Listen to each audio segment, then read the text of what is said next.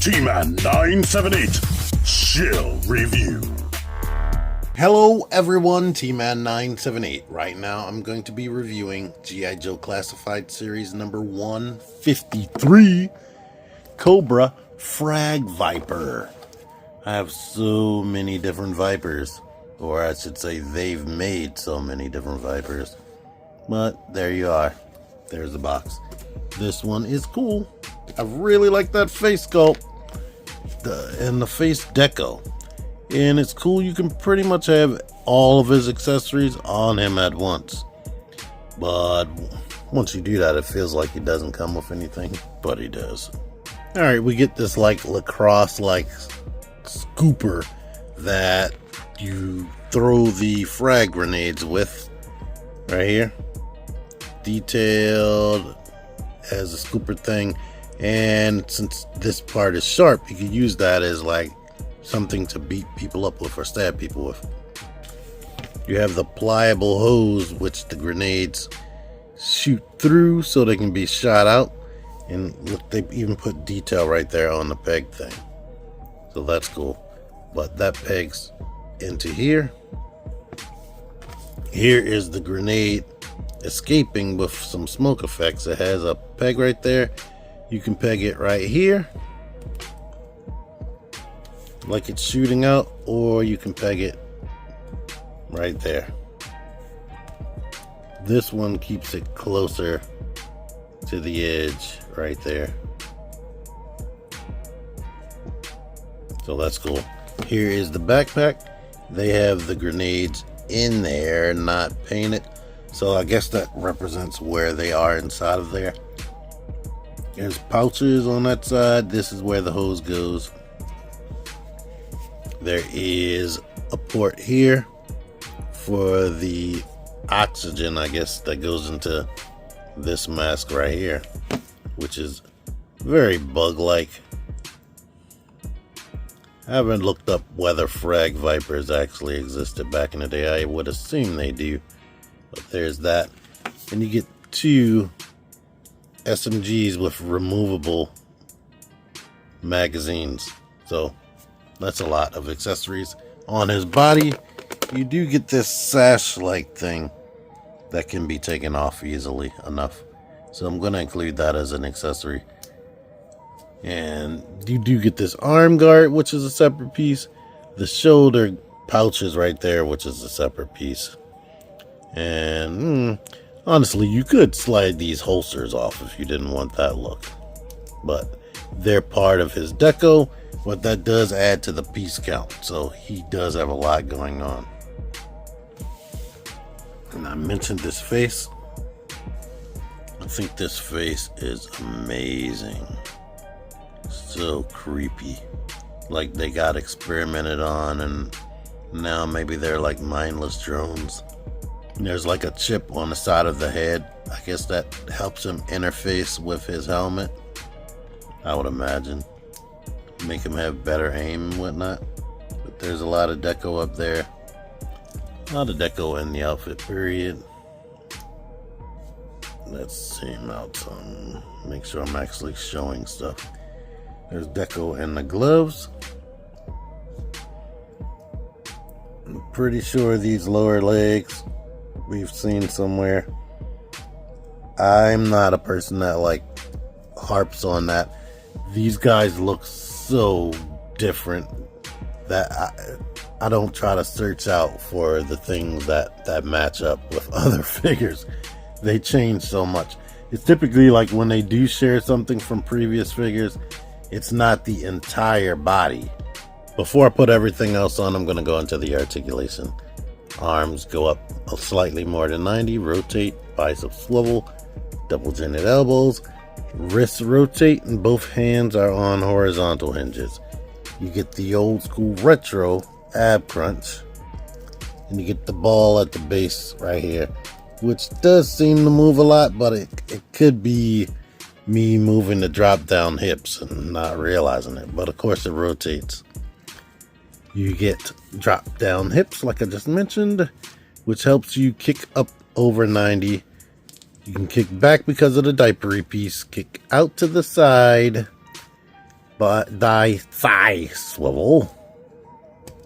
This right here, swivel right there, kick all the way back, kick forward, and ankle pivot. Here is the bottom of the foot. Oh, I forgot I didn't show off the neck. The neck is just like every other figure in this wave, every figure I've reviewed recently from G.I. Joe. There's like no articulation in the dumbbell joint up there. Like, I was able to get it to go like this, but I went ahead and cut it so that I can get that much articulation, because I cut the back off. Watch my previous videos so you can see what I'm talking about. But anywho, here he is wielding his guns with no emotion as he's blasting you down. He doesn't come with these blast effects. I got this with that Viper 3-pack. Alright, here he is with the gear on, and I took a second to actually look him up to see what the original figures looks like. And I'm happy that they went ahead and gave us an actual head sculpt under there, because the original didn't have that. Of course, this has way more deco than the original. The original did have an SMG 1. It didn't have any gun holsters to actually hold it, and it didn't have an actual grenade to shoot out. But other than that, it didn't have these blue harness straps all around it. It was just an orange shirt with this blue sash deco. So they went out of their way to modernize it and give it more stuff going on with it. And this guy can hurl 15 of these grenades per minute, and this device right here stops the sound, so you won't even know where they're shooting from. You just know you're getting explosives shot at you. To show this, because he does have this hose going from the back right there, of course you can turn that way, no problem. Let's see, you can turn pretty much all the way that a human neck could turn without that popping out, so that's cool. You can look down, and like I said before, I modified it. I can't believe I just said that. I couldn't get him to look up, but with the mask being able to be actually removable, you can cheat with that anyway if you didn't do any type of neck mod. Normally people do this straight on, but this is better for size comparisons. You can see that he's shorter than Blowtorch right there, and Heavy Duty is a tall guy, so there you are. These are going to be my only comparisons. I've reviewed a ton, over 100 G.I. Joe figures, and I have a whole playlist. You should get the gist. If you're collecting G.I. Joe, you know how tall these things are, and you probably have one of these. For somebody who's just walking in off the street, they're 6-inch action figures. 6-inch scale. But anywho, I like them. Main thing that sucks about them is that neck thick situation. My figure seems to have a lot of play in the ankles right here, which is aggravating me, trying to get him to stand up for these size comparisons and whatnot.